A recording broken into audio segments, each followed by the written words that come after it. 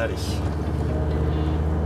Ce qui me plaît beaucoup dans mon métier actuel, mais même dans ma vie chez Teréga, c'est que pour l'instant, en 9 ans, j'ai pas passé 2 jours similaires. C'est un enrichissement intellectuel qui me plaît beaucoup.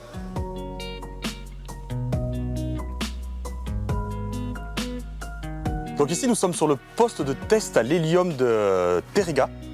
C'est le premier poste en France, alors peut-être en Europe, sur lequel on peut travailler en lien avec l'hydrogène sur des essais avec de l'hélium. Alors pourquoi de l'hélium ? Parce que c'est une molécule qui s'apparente en termes de taille à l'hydrogène. On en est très fiers finalement de pouvoir mettre en place ce banc-là. On va dire 100 ppm quoi. Travailler avec David, c'est très intéressant parce qu'il a une expérience qui est très importante. Il peut aussi apporter beaucoup de choses dans sa façon d'analyser les résultats qu'on peut avoir. C'est très intéressant. Je suis issu d'une formation technique en électricité, un BTS électrotechnique. J'ai fait un diplôme de BTS par alternance où j'ai commencé très jeune à travailler. Et j'ai toujours eu ce regret de ne pas aller plus loin dans mon cursus scolaire.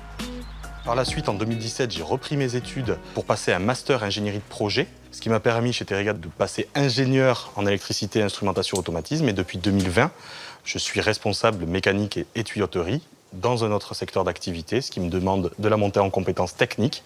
Et fait nouveau, je suis devenu manager d'une équipe.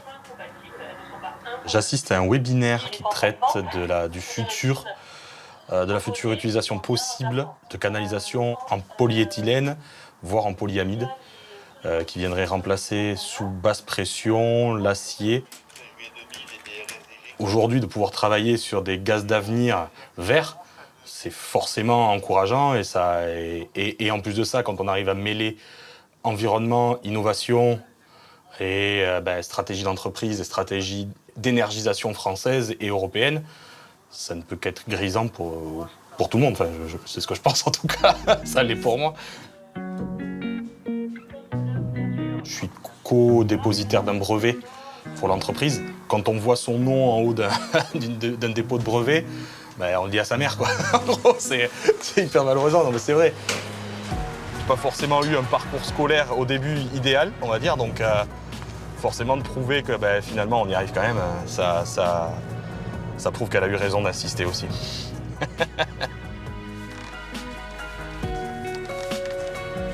Dès que j'ai trouvé du sens à ce que je faisais dans mes études, je m'y suis mis. Donc j'essaye toujours de trouver des objectifs concrets dans ce que je fais et dans ce que je demande aux équipes de faire aussi. Ouais. Vraiment en température, chose que dans 150 degrés. Le fait que David soit là aujourd'hui, pour moi, c'est important. Ça permet d'avoir la vision de notre manager directement sur site, qui vient se rendre compte de notre quotidien, qui s'intéresse à nos problématiques. Pour moi, manager, c'est être à l'écoute. Être à l'écoute quand ça va bien, quand ça va pas bien. Et mettre tous les outils possibles à disposition pour que ça marche et pour qu'ils arrivent à atteindre ces objectifs-là, quoi, pour de l'ingénierie. Ce qui me donne de l'énergie, c'est l'équilibre entre ma vie professionnelle et ma vie personnelle. J'ai fait du sport pendant des années, j'ai la chance d'avoir des enfants qui font du sport et que j'arrive à suivre. C'est important d'avoir une vie sociale détachée de ce qu'on fait dans le milieu professionnel quand on a une activité aussi intense.